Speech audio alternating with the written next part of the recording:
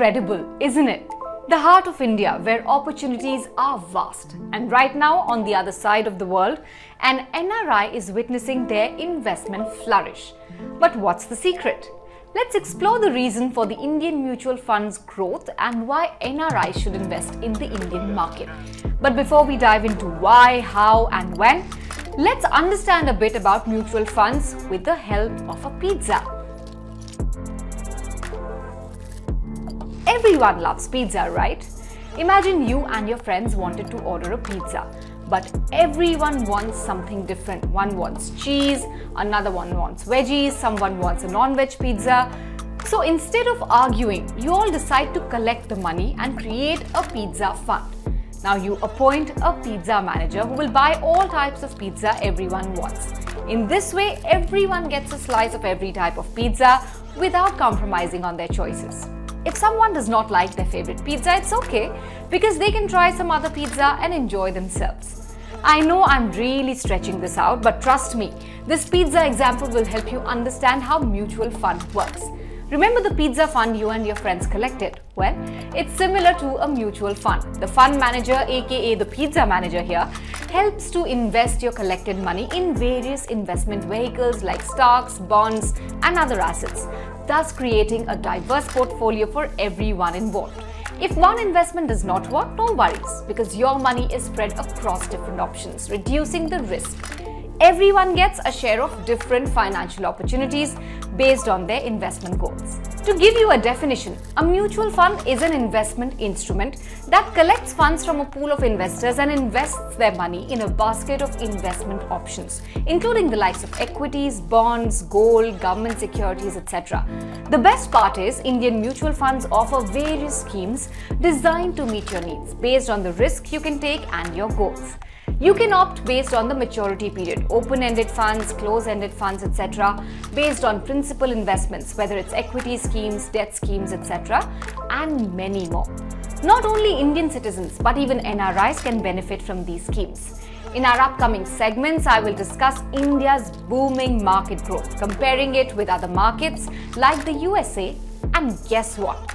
If you watch it till the end, there's a bonus part about the taxes imposed on Indian mutual funds. Enough about food, okay? Let's talk about some numbers then. According to the World Bank, India was one of the fastest growing major economies in FY 22-23 at 7.2%. The rapid growth of India's economy is clearly reflected in its stock market with a 10.9% annual return. India's stock returns have been higher than the US and China. Wow, it feels like a ticket to financial growth. In the last 3 years, the Indian market had a 6.1% annualized return, higher than the US. When compared to the 6.9% of the US market, India delivered 18.8% annual return in the last 5 years. Furthermore, the IMF has projected a continued strong economic growth of 6.3% for both 2023 and 24. Numbers speak for themselves, don't they? And looks like it's more than just a fleeting success. Let's move further and understand why this is a golden opportunity for NRIs. If you're still wondering the big why, then hear me out. 53% of NRIs claim India's ROI is higher than other countries as per the study by NRI-focused fintech platform NRI, tax implications, etc., which of course we will discuss a bit later. The skyrocketing growth of the Indian market is the main reason for investing in mutual funds. Just imagine, if this is the growth curve, then what will be your returns in the next 5 years? Okay, don't start daydreaming now. Along with the market growth, there are some more benefits as well. Liquidity, which means you can easily buy and sell them. Not a bad option for investors who want quick access to their money, right? Also, you can redeem the units online with a small exit fee charged by the platform. Tax benefit. NRIs can benefit from lower tax rates as compared to their home countries. If you want to know more about the taxes, then stay tuned. There's a bonus section at the end of this video for you. Diversification. You can easily diversify your investments and assets and diversify your portfolio to minimize the risk. Nobody wants to get taxed twice, right? So this is where the Double Taxation Avoidance Agreement or DTAA comes up. DTAA is a treaty between two countries and relieves NRIs from paying multiple taxes on the same income. We'll talk more about this at the end of the video as well. If you've been wondering whether NRIs are even allowed to invest in India, the answer is yes. But there are certain eligibility criteria that you have to meet as per FEMA notification of May 3rd, 2000. Before you start planning your mutual fund investments in India, you have to hear this carefully. Among the 40+ mutual fund houses or asset management companies in India, some of them do not accept mutual fund applications from NRIs, PIOs or OCIs residing in US or Canada. Why? It all boils down to regulations. Indian mutual fund houses face extensive paperwork requirements due to the Foreign Account Tax Compliance Act regulations if they accept deposits from NRIs, PIOs or OCIs based in the US or Canada. This complex process makes it challenging for investors in these countries. Now that you know the prerequisites of investing in mutual funds as an NRI, let's discuss the different types of mutual funds. Now, there are 5 different types of mutual funds according to SEBI classification. Equity schemes, primarily invested in equity shares of companies and are categorized into large cap, mid cap, small cap and multi cap. One of the riskiest types of mutual funds, but also has the potential to give higher returns. Debt schemes, mainly invested in debt securities such as government bonds, corporate bonds, debentures, so on and so forth. They are further categorized as liquid funds, short-term, corporate bond funds, gilt funds and others. Known for being less risky than equity schemes, but offering lower returns. Then you have hybrid schemes, an investment in a mix of equity as well as debt instruments. Now they are further classified into conservative hybrid, balanced hybrid, aggressive hybrid schemes and others. They strike a balance between risk and returns, making them suitable for investors with a moderate risk appetite. Then you have solution-oriented schemes as well, which are designed to meet specific financial goals such as your child education, your retirement, etc. Just like hybrid schemes, even these are a mix of equity and debt instruments. Other schemes which include index funds, exchange-traded funds or ETFs, and fund of funds. Index funds invest in a basket of stocks that track a particular market index. ETFs are similar to index funds, but they are traded on stock exchanges like individual shares. Then you have fund of funds, which invest in other mutual funds rather than directly investing in stocks or bonds. We've added the link to different types of mutual funds in the description as well, which will explain further how these mutual funds are characterized. Additionally, you must also know about another classification of mutual funds, repatriable and non-repatriable. Don't confuse it as a separate type of mutual fund, as all types of funds fall under this category.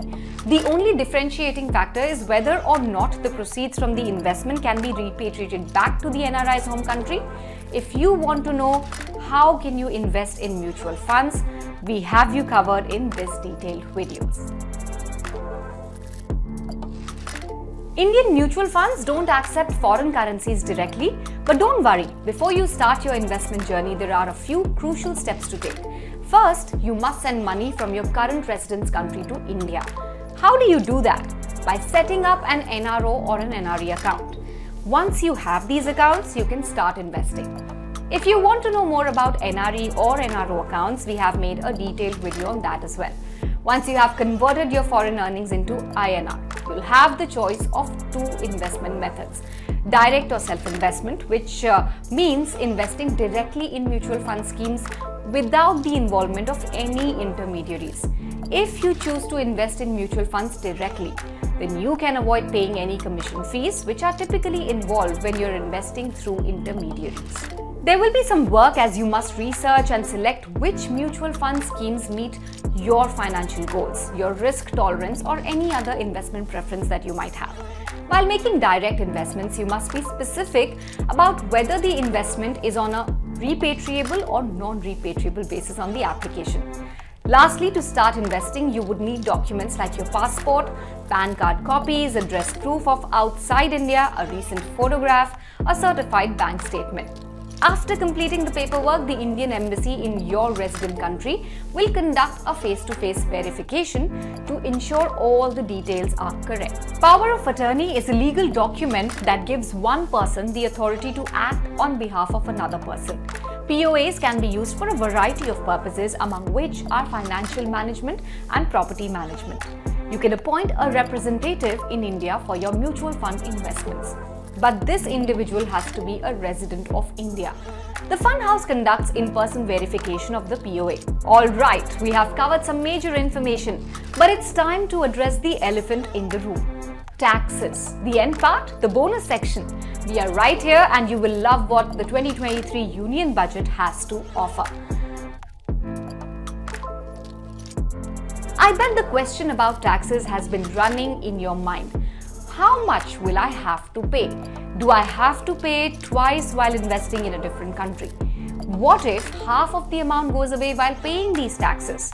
These are some valid concerns, and I have some good news for you. Let me share some exciting news from the Union Budget 2023 for NRI investors. Non-residents of India can choose to pay a lower tax rate, provided they have submitted the Tax Residency Certificate or TRC. This means you get to keep a larger portion of your hard-earned money from a mutual fund investment. As I mentioned previously in the video, DTAA helps you avoid double taxation and cross-border income flow. When two countries sign this agreement, it not only makes the nation an appealing investment destination, but also helps NRIs to avoid paying taxes in multiple countries. However, it's important to note that this does not mean a complete exemption from taxes. Instead, it allows NRIs to avoid high tax liabilities in both the countries and reduces the likelihood of tax evasion. I hope this video has answered all your mutual fund investment queries as an NRI. So to sum it all up, it's crucial to first check your eligibility based on FEMA guidelines before investing in mutual funds as an NRI. A heads up for Canadian and US investors, there are specific limitations with certain AMCs, so be wise to follow up on them. Also, before you start investing, make sure you've opened an NRO or NRE account. This step is important. Don't forget about DTAA, the Double Taxation Avoidance Agreement. This agreement will prevent you from paying taxes in India as well as your country of residence. That's it for this video, guys. If you have any queries, do drop them in the comment section. And if you found this video helpful, like it and subscribe to our channel. I will see you in the next video. Until then, keep growing.